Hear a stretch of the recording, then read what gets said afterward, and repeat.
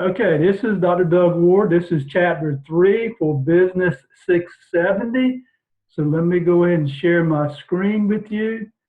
What we're going to be talking about today will be the chapter 3 from our course. So let me get everything set up here as we get ready to begin.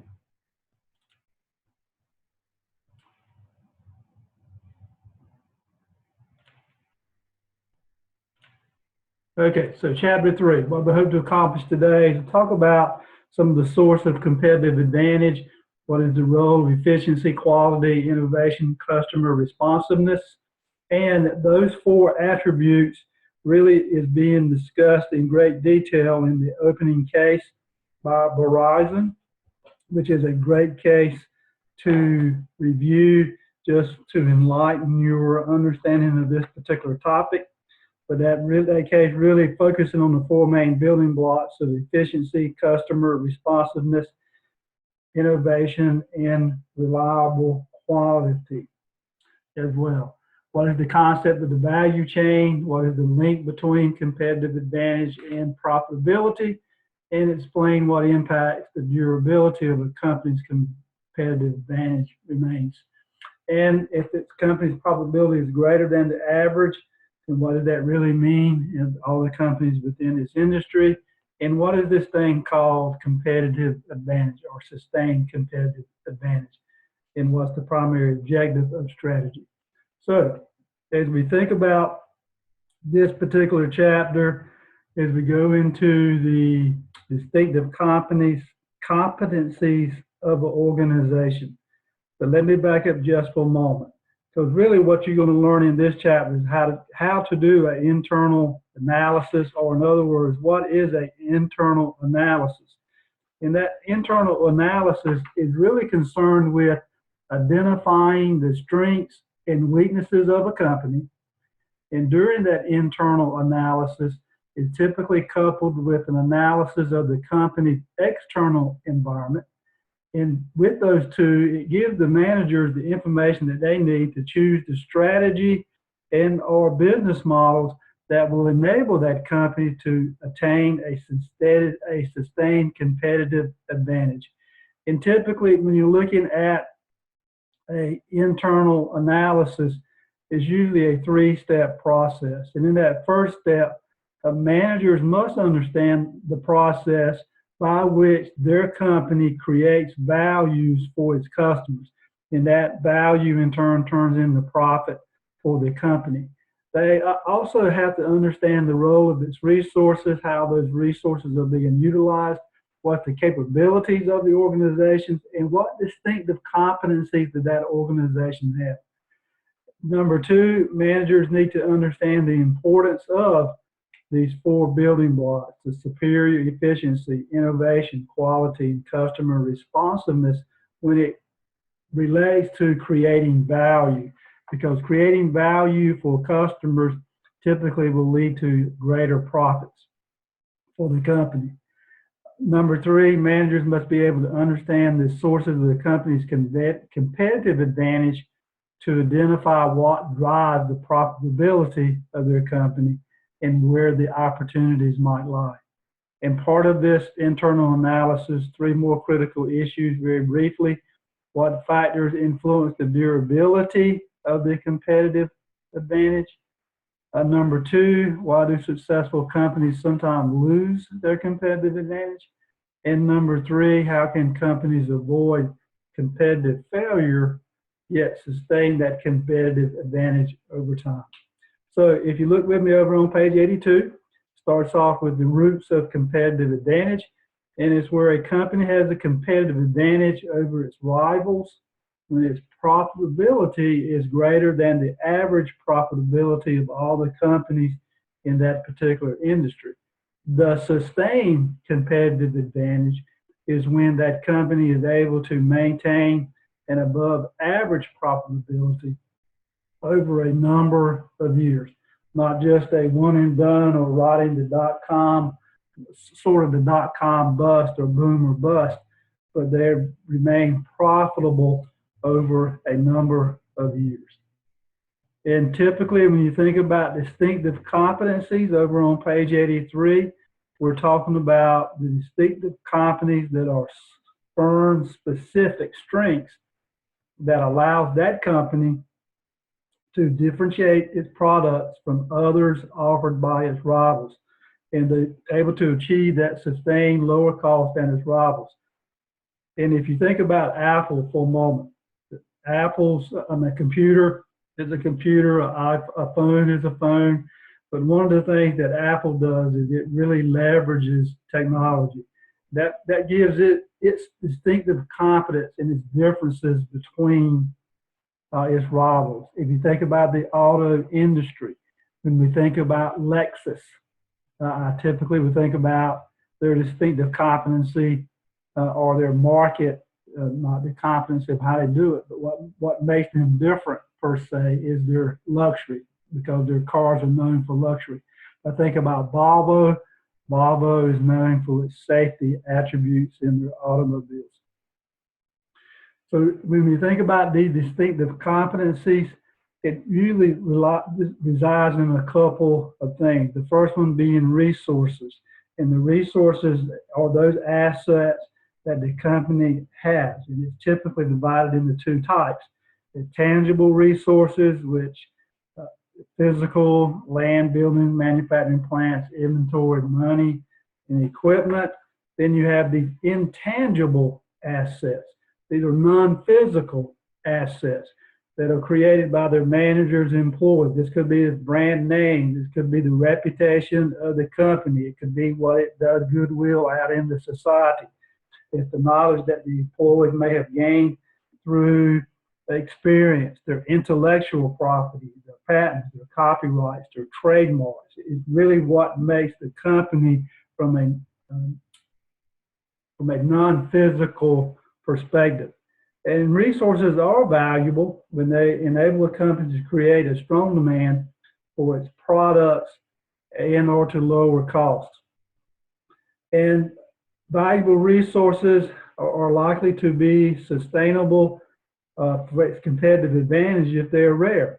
In that sense, competitors, what that means, the competitors simply do not have the capability to which to possess them. Very difficult to imitate, and there's barriers to imitation. So resources are valuable, and they can be rare, intangible resources as well. Capabilities over on page 83 refers to a company's resource coordinating skills and how they use those capabilities to be productive. They can reside in organizational rules, routines, procedures, and it's really the style of manner which how decisions are being made and how managers manage the internal processes to achieve the overall objective of the organization. Capabilities are intangible. They reside not in individuals, but in the way individuals interact, cooperate, and make decisions. Or in other words, it kind of sounds like the culture of the organization, the way the employees interact with each other, the norms of the organization.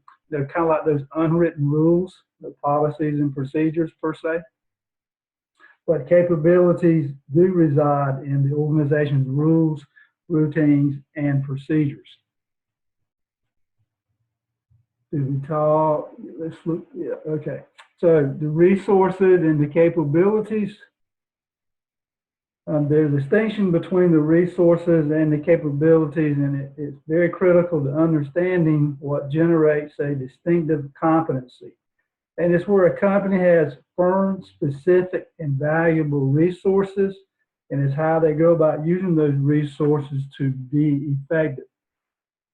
And as we think about these distinctive competencies, it's really because they are specific and they are valuable resources to the organization.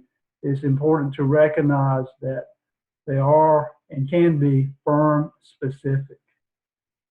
When we think about the role of strategy, over on page 84, you'll see this figure. That's on page 85, figure 3.1.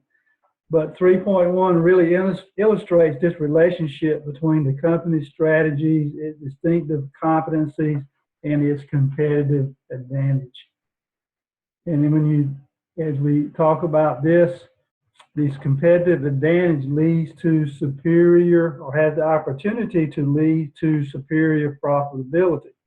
And at the most basic level, a company's profitability really depends on three factors, or several factors, but the three that's discussed in our textbook, starting on page 86 and 87, deals with the value customers place on the company products, the price that a company charges for its products, and three, the cost of creating those products.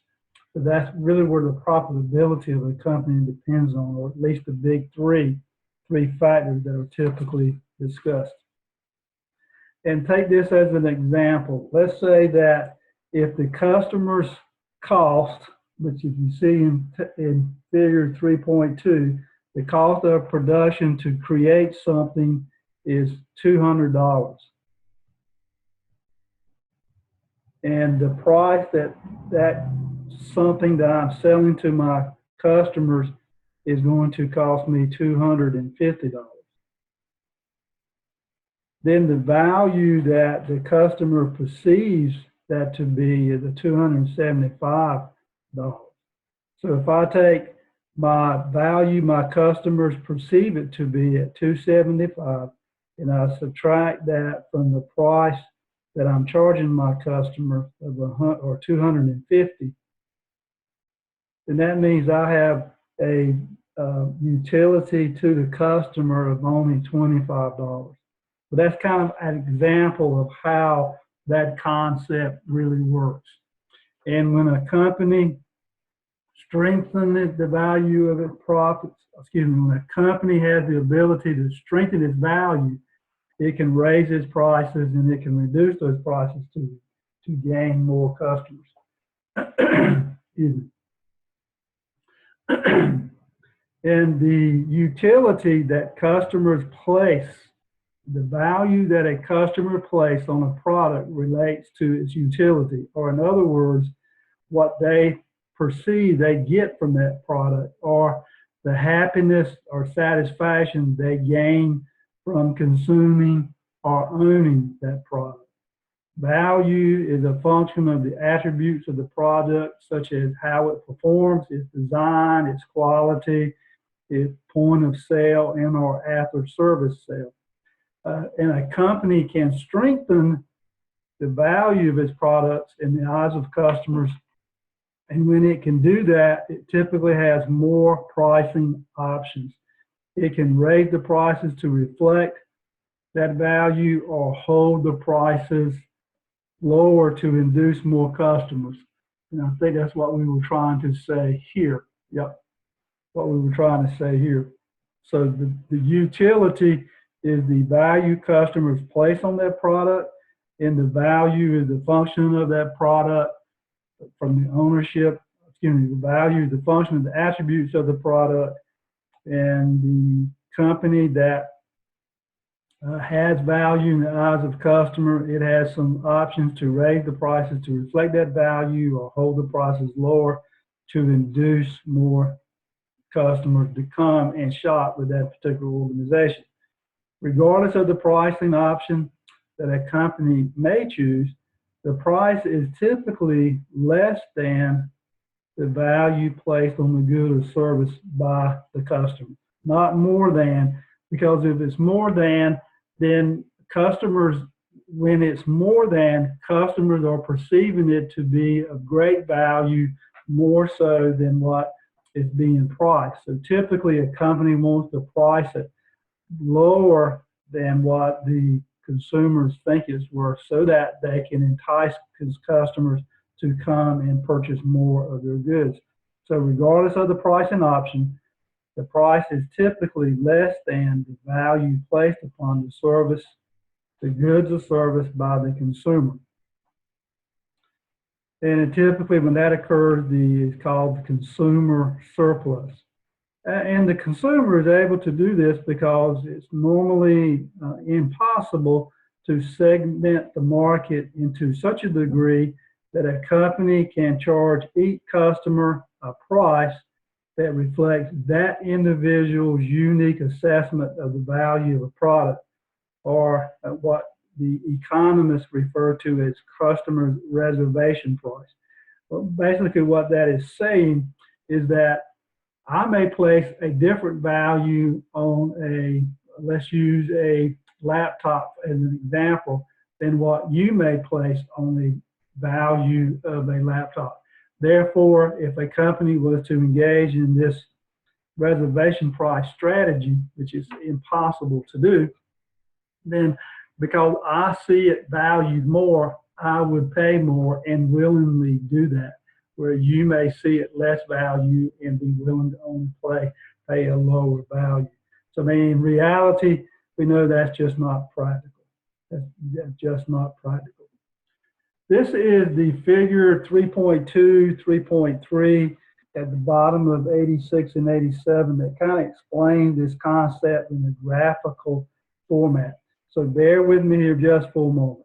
When we look at V as in Victor, V is the average value per unit of a product to the customer. P as in Papa, or P as in price, is the average price per unit that the company decides to charge for that product. And C as in Charlie, is the average unit cost of producing that product, including the actual production cost and the cost of capital investments in the production system. The company's average profit per unit is equal to P minus C, and the consumer surplus is equal to V minus P. And the company makes a profit so long as P is more than C, or in other words, what they charge in their price is higher than what it costs them to produce that product. The profitability will be lower, obviously, if those two are reversed. Also bear in mind that the difference between V and P in part is determined by the intensity of the market pressures or the competitive pressures within their marketplace. And the lower the competitive pressure intensity, the highest price that can be charged relative to V. But the difference between V and P is also determined by the company's pricing choice. In figure 3.2, 3.3, again, kind of gives us that illustration. So let's look at 3.3. So if I'm looking at option number 1, to raise the price to reflect the higher value, the company raises prices more than its cost, and the profit per unit increases P minus C. Option number 2 involves a little bit different set of choices. The company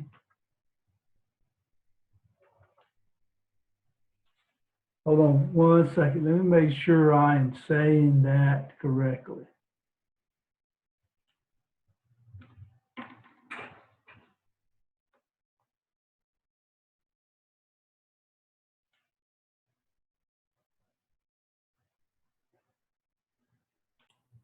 Okay, I'm back.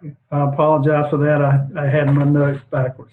So let's look at figure 3.3. There at the bottom of page 87.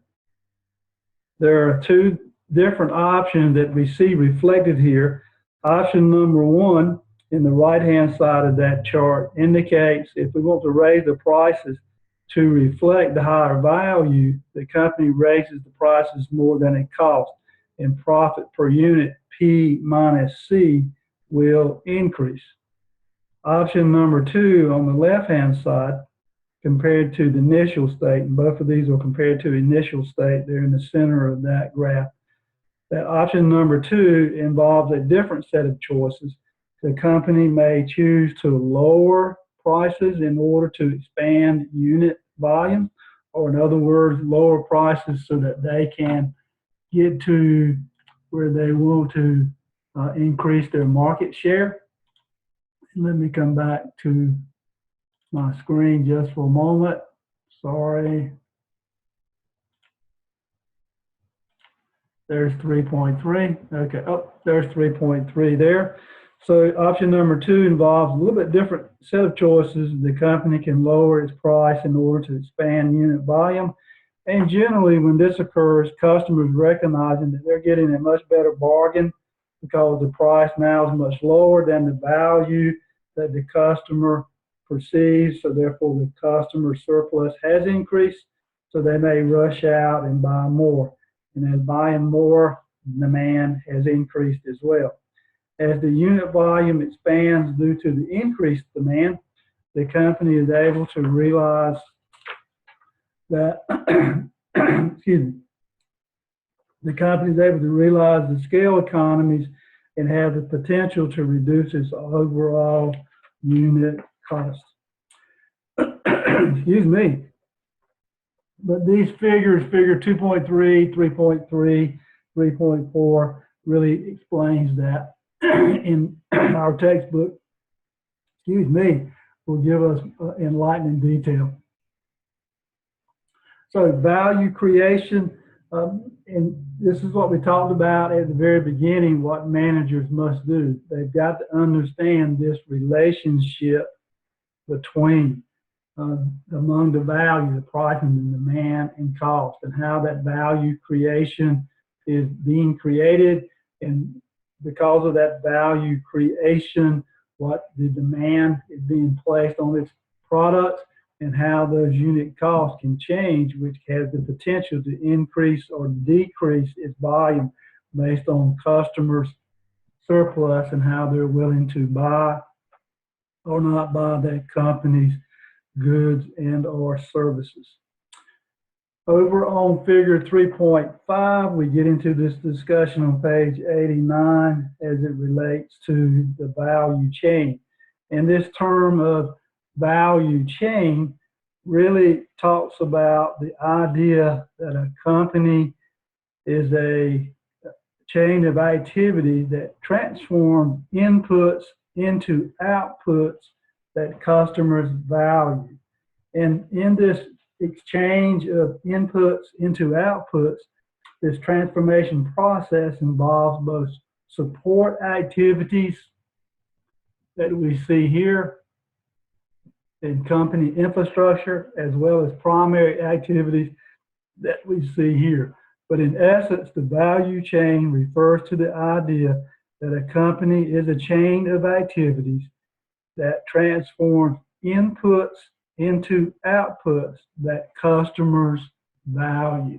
So let's explore that just a little bit more if we can. So what are some of the primary activities?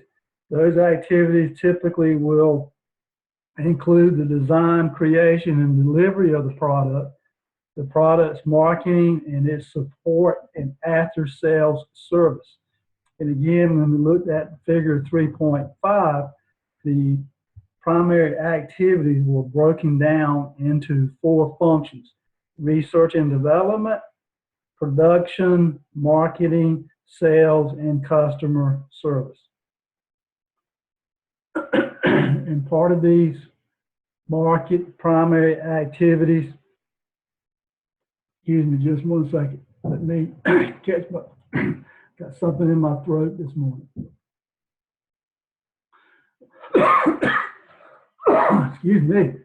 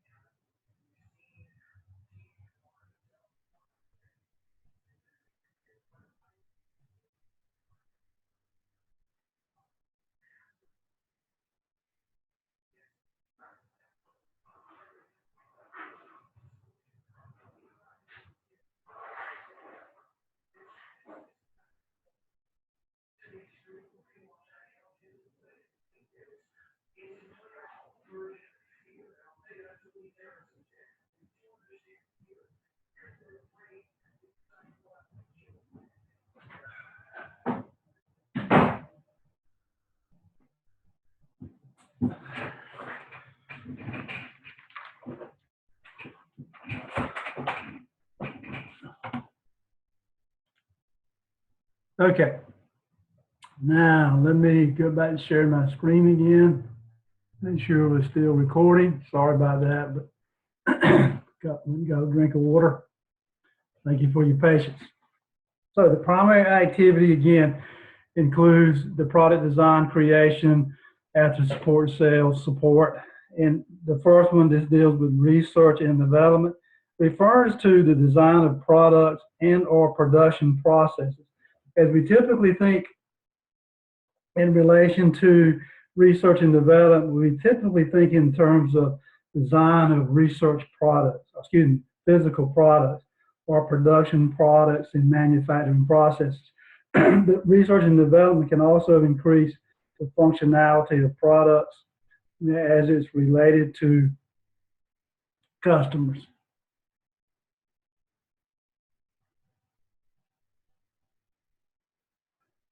Hold on 1 second again.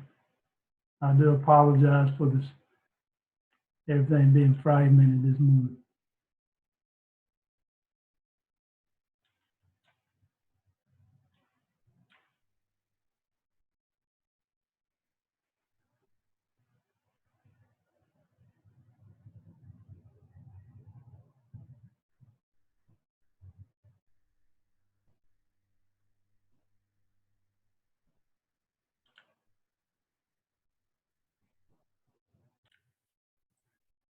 Okay, try it again. So the primary activities, we were talking about research and development. Typically, when you think about research and development, we think in terms of some type of physical product.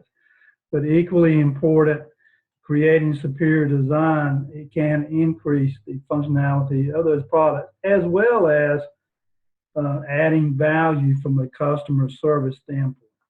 And the work of research and development is more efficient production processes, if we're doing it correctly, to lower overall production costs. Speaking of production, production refers to that creation, a process of a good or service or physical products. This typically means manufacturing. For services, production typically takes place while the service is delivered to its customer. And by performing these activities efficiently, the production function of a company helps lower its overall cost structure. Thereby, they can offer their products and services at a lower cost to their customers. Marketing and sales. Through brand positioning and advertising, the marketing function should have the opportunity to increase the value that the customers perceive to be contained within that product. Thus, the utility that they attribute to that product will increase as well. Marketing and sales can also create value by discovering customer needs or gaining a clearer understanding of what the customer needs are, and getting that information back to the research and development department so that fundamental changes or designs can be implemented to design a better product to better match the needs of that customer or customers, thereby assisting the customers in looking at the value that's being offered to them so they'll go out and buy more of your goods, products, and services. Customer service. Make no mistake about it, we're in a customer service oriented economy today. And as a result of that role of the service function of the enterprise is to provide after-sales service and support. This particular after-sales service and support can create superior utility by solving customer problems and supporting customers after they have purchased the product. Two of the examples that seems to me to have great customer service is in Amazon and at Disneyland, Disney World. They just seem like they fully understand the customer's needs, and they will go above and beyond to meet the needs of that customer. Two great examples when it comes to customer service. Let's talk about some of these support activities, starting over on page number 91. And the support activities of the value chains that provides input, that allows the primary activities to take place. So the support activities are doing just that. They're supporting the primary activities so that the primary activities can take place. And typically, these things are broken down into 4 functions: materials management or logistics. And Walmart does logistics very, very well. Human resources, information systems, and company infrastructure. So let's look at each one just for a moment. So materials management or logistics controls the transmission of physical materials through the value chain, from procurement through production into distribution. And the more efficiently with which this can be carried out, obviously it lowers cost, thereby creating more profit for the organization. Again, Walmart really cornered this market back in the 90s when it came to logistics, when they were developing and expanding, and they used that as a part of their corporate strategy to pass on lower costs to you and I as consumers. The second one on page 92 deals with human resources. And human resources ensures that the company has that right combination of skilled people to perform its value creation activities efficiently. And as you know, when you think about human resources function, that to ensure that people who are adequately trained, they're motivated and compensated to create that value for the organization. Information systems, we're on an information society today. We're absolutely dependent upon electronic systems for everything from managing inventory, tracking sales, pricing products, selling products, dealing with customer service inquiries, and so on. And coupled with the communication features that we see today of the internet, also has the opportunity to improve efficiency and effectiveness when a company manages its other value chains. And the thing we know true about the internet today, it has truly changed the way we conduct business. In fact, you can buy anything, anywhere, at any time, from any location, and have it delivered to your front door. So the internet has certainly changed the way we do business. The building blocks of competitive advantage. I'm sorry, let me back up one more. I forgot one. Company infrastructure. And that company infrastructure deals with everything else within that company-wide context that allows other value creation activities to take place. That could be organizational structure, control systems, company culture. Because top management can exert considerable influence upon shaping these aspects of a company, top management should also be viewed as part of that infrastructure of a company. We know that through strong leadership, top management can shape the infrastructure of a company, and that as a result of that, the performance of all the other value creation activities can take place. So top management should also be viewed as part of the infrastructure of a company. Now let's talk about the building blocks of competitive advantage over on page number 93. And typically when you're looking at the building blocks, these 4 building blocks help a company build and sustain a competitive advantage. And those 4 are superior efficiency, quality, innovation, and customer service. And these 4 again are the building blocks to help a company build and sustain a competitive advantage. Superior efficiency, quality, innovation, and customer responsiveness. And each one of these factors is a product of the company's distinctive competencies. And in some cases, in very real sense, they are generic distinctive competencies, and these distinctive competencies allow a company to differentiate its product offering and hence offer more utility, or hopefully offer more utility to its customers, and use it to lower its overall cost structure. And these four factors, or these four building blocks, really are highly interrelated. And over, I believe this was figure 3.6, yep, that we just passed on page 94, that kind of shows you a graphical representation of these four building blocks. So let's talk about efficiency as one of those, number one of those building blocks. And efficiency really is the measure of efficiency in the quantity of inputs that it takes to produce a given output. That efficiency measures outputs to inputs. And the more efficient a company is, the fewer inputs that it has that it needs to have or is required to produce a particular output. And when you're more efficient, that leads to lower cost to produce that product. One common measure of efficiency, another one is in employee productivity.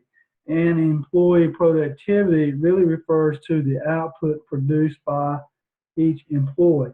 And if your output for each employee is high, as you can draw the conclusion that that gives a company the ability to have a competitive advantage through a lower cost structure. Quality was the building block number two, and a product can be thought of a bundle of different attributes.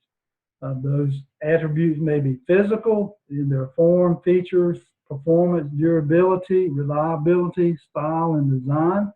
And a product is said to have superior quality when customers perceive that the attributes that have been provided to them with higher quality than the attributes of products sold by its rivals. And when customers evaluate the quality of a product, they're measuring it typically against two kinds of attributes. That first attribute deals with quality as excellent, and those related to its quality as reliability. As with excellence, reliability increases the value a customer gets from a product, and thus the price that the company can charge for that product, or a higher price that they can charge for that product or demand for that product.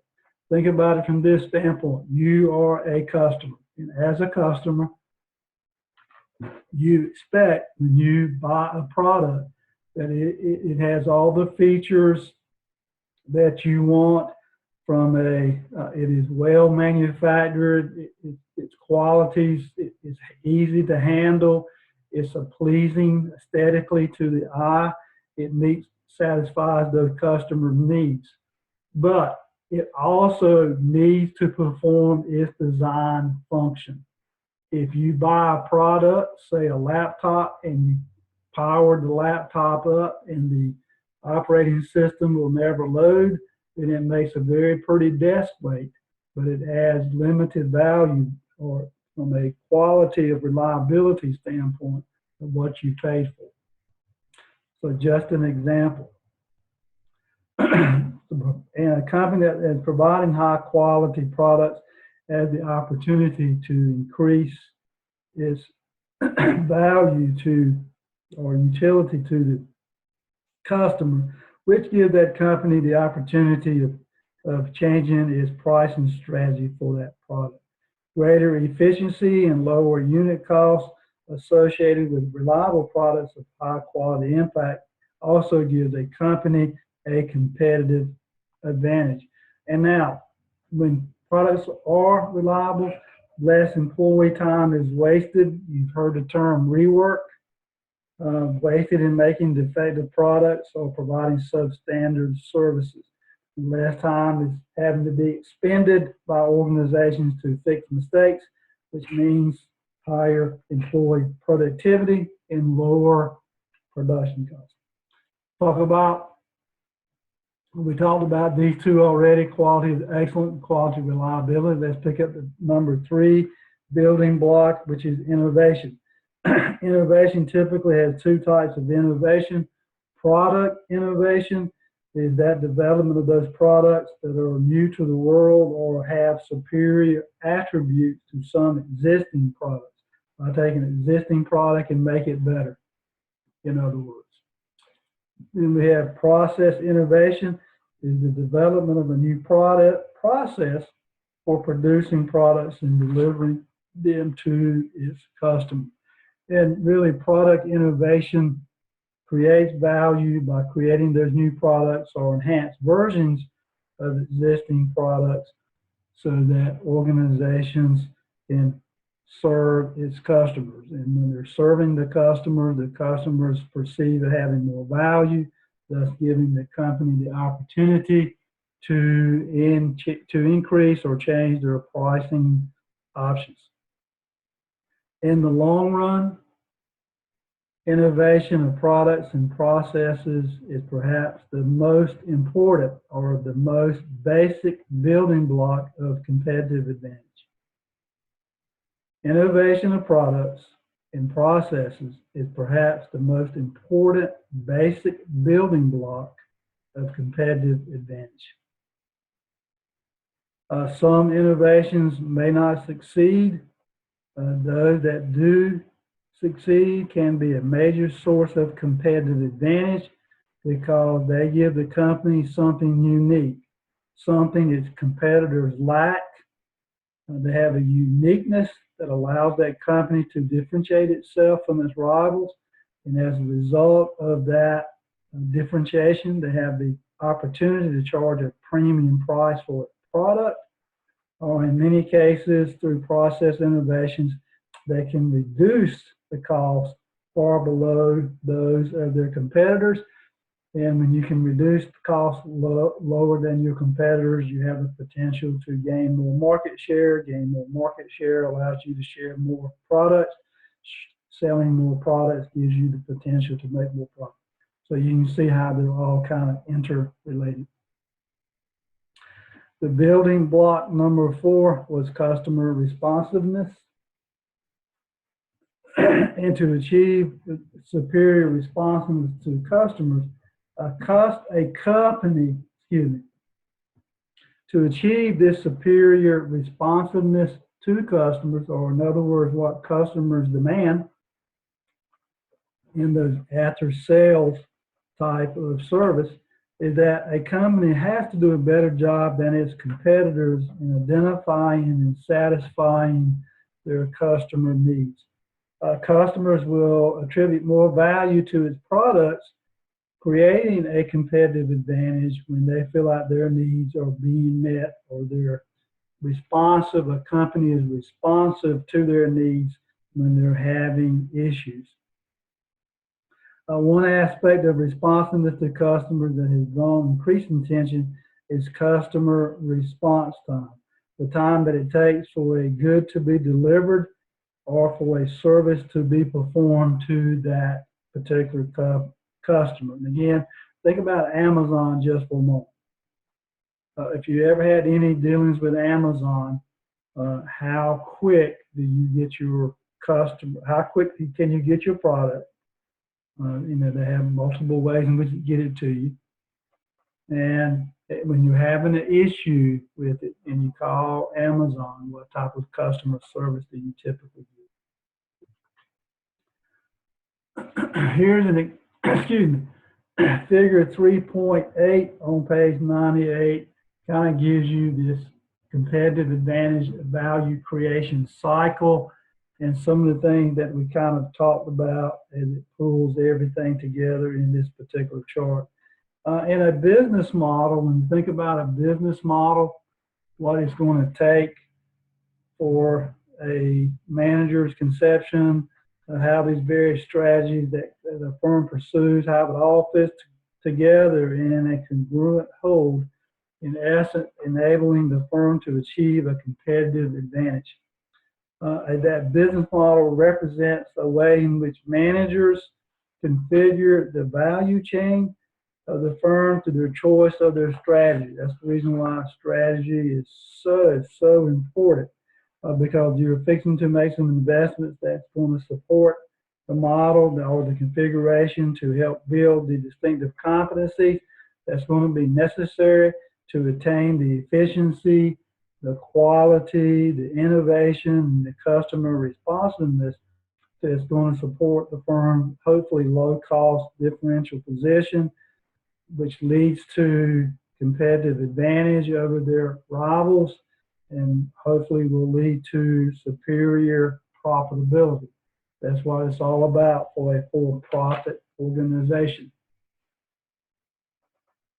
Here is some table 3.1 over on page 100, which leads to some standard terms that you'll see when it comes to an accounting, and probably the one that I want you to make sure that you realize here is that return on invested capital, ROIC. That is the best and the most widely used performance measure, and it really looks at the true operating performance of a company. And you can see how it's calculated and what the definition of return on investment is, and also back in Appendix C in our textbook, where it gives you some of these profit ratios. When you get into your NACE course, this is going to be one of those that you will use as you do your financial analysis. So spending some time in Appendix C would pay great benefit to you, but return on invested capital is the best measure, the most widely used measure when it comes to looking at the true operating performance of a company. It talks with reference to net profit as well as invested capital. But you also have it, and here it is right here. This is the bottom of that table 3.1. So it's return on invested capital. Drivers of profitability, there you go. That is the main driver here. And it just gives you this example. And I believe this example is the example focused on Walmart on page 101 is where this example comes from. And I will leave that to your reading enjoyment. When it comes to barriers of imitation, and that begins over on page 103, and is part of this concept of the durability of competitive advantage. And this durability of competitive advantage, given that a company is also seeking to develop distinctive competencies as well, will give them this competitive advantage. And it really depends on three factors: the barriers to imitation, the capability of competitors, the general dynamism of the industry environment, and one more that they kind of talk about in our text as well is the role of product innovativeness within his industry. But barriers to imitation on page 103, a company will, with a competitive advantage, will earn higher than average profit when it is in this industry or market. And these profits send a signal to its rivals that the company that has that company has that valuable distinctive competencies. Excuse my voice this morning. These profits, that company that has the ability to earn higher than average profits, send a clear signal to its rivals. And that signal is that that company has a valuable distinctive competency, allowing it to create superior value for its customers. Some of the barriers, which are primary determinant of the speed of imitation, barriers are these factors that make it difficult for a competitor to copy a company's distinctive competencies. And the greater the barriers to imitation, the more sustainable a company's competitive advantage will be. One of the first barriers deals with imitating of resources over on page 104. The easiest distinctive competencies for prospective rivals to imitate tend to be those based on possession of firm-specific, such as valuable, tangible resources. It's easy to duplicate a building, a manufacturing plant, or equipment. Such resources as those are typically visible to the competitors and can be often purchased on the open market. But the intangible resources, they are more difficult to imitate. That may be the brand name. That may be the symbol, the symbolism of the company or the company's reputation. Its marketing and technological know-how is also important intangible resources. Its patents and its copyrights could also be there as well. Successful marketing strategies, however, are relatively easy to imitate because they're so visible to competitors. If you look at the Pepsi and Coca-Cola commercials, that commercial is a very easy thing in order to copy. Okay, there it is there. We talked about marketing technology.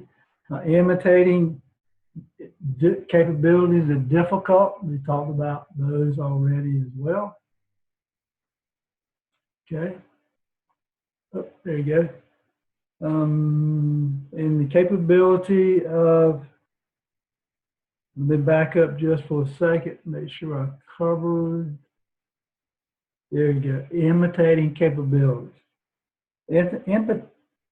Imitating a company's capabilities tends to be more difficult than imitating its tangible and intangible resources.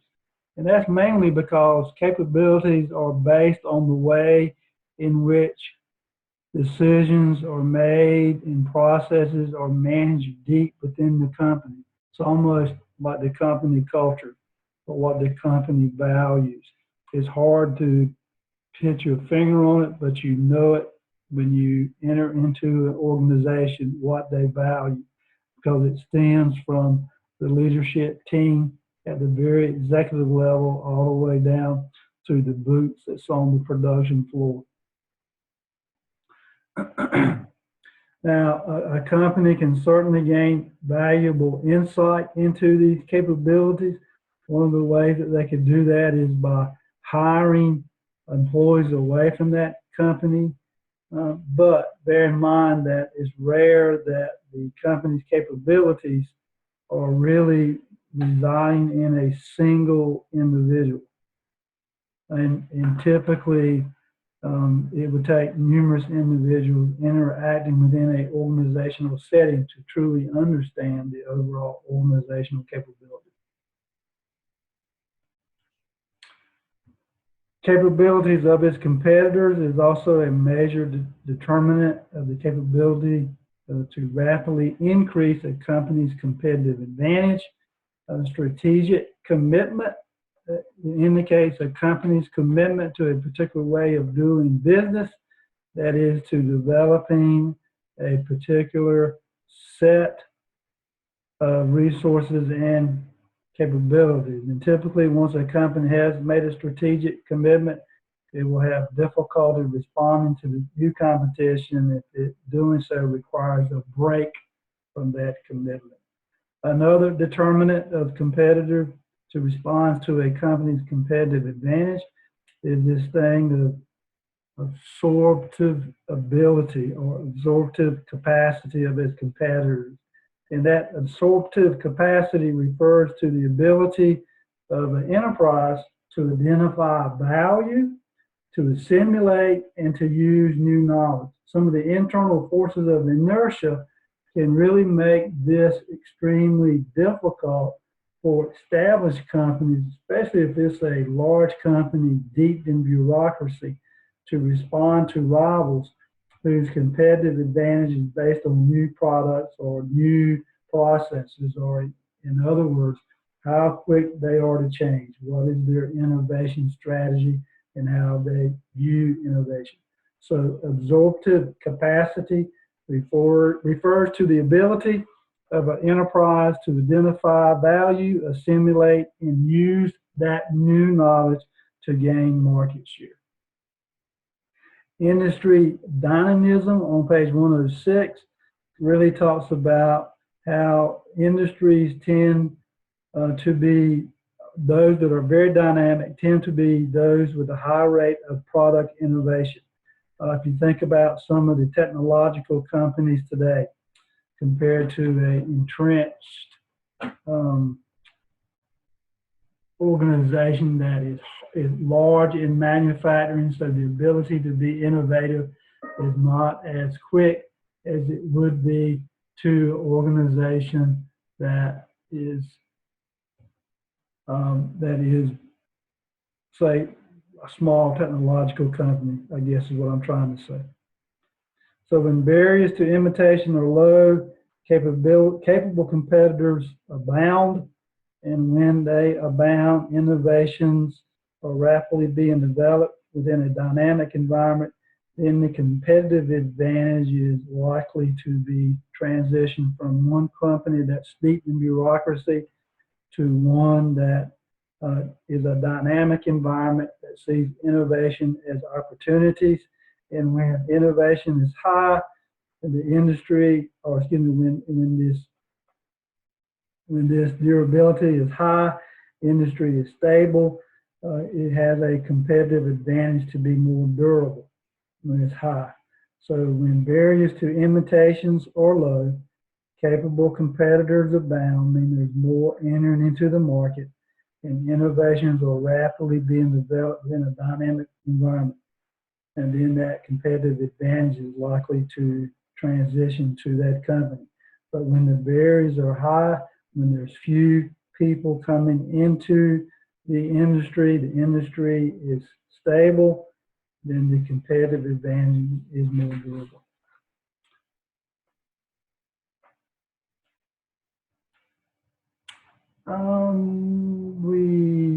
Why do some companies fail in sustaining this competitive advantage? Over on page 106, as we know, when a company loses its competitive advantage, profits fall. That doesn't necessarily mean that a company fails. It just may mean that it has lower than average, or it may have average or below average profitability, and it can remain in this period for a while. How do some companies overcome that? One of those is inertia. And the inertia argument indicates that companies find it difficult to change their strategies and structures in order to adapt to a changing competitive environment. One of the reasons that may be because the roles of capabilities is causing inertia.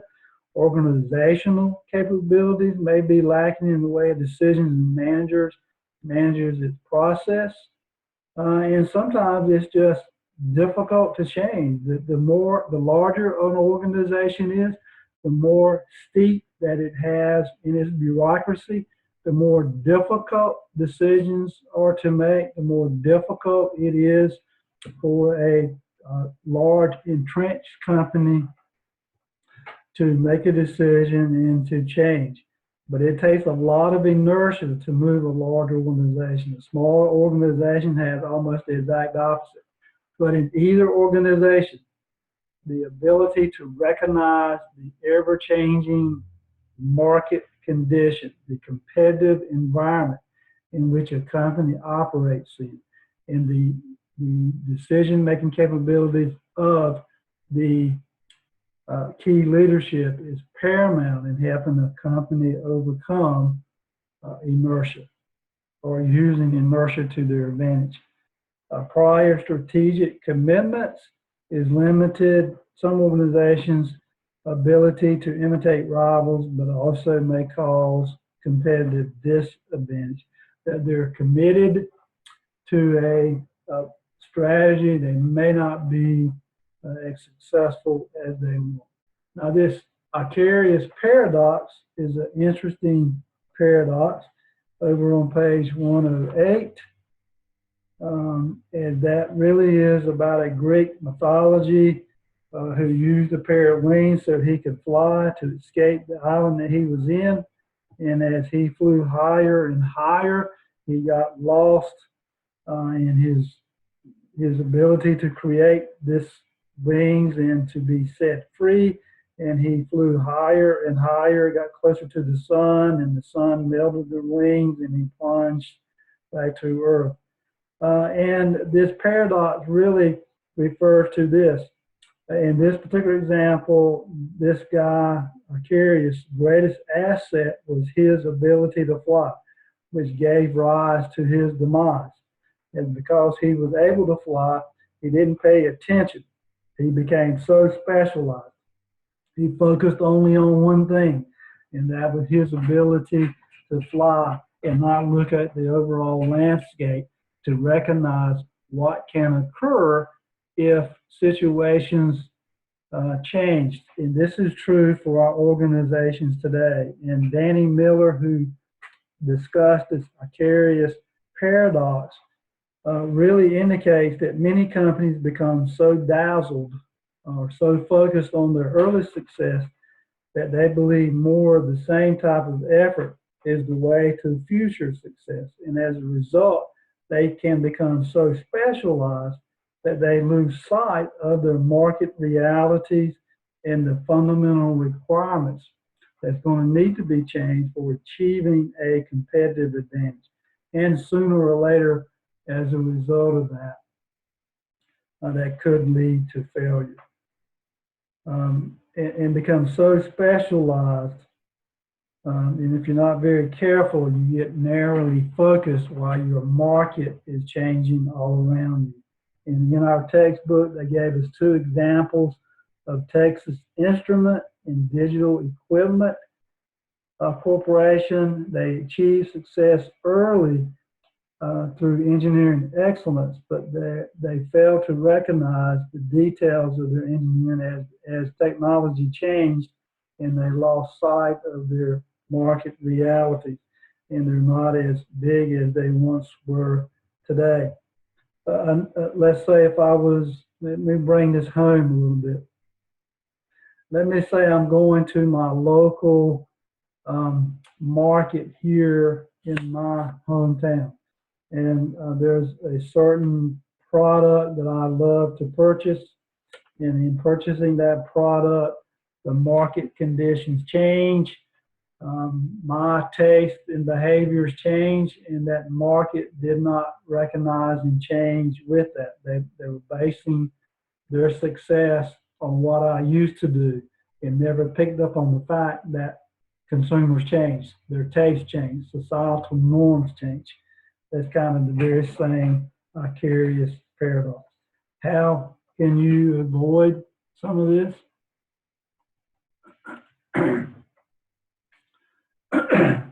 Ways to avoid some of this: focus on the building blocks. Focus on those 4 building blocks.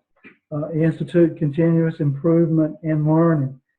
An organization that really says, I want to learn, is an organization that's really going to look inwardly and ask themselves the hard questions.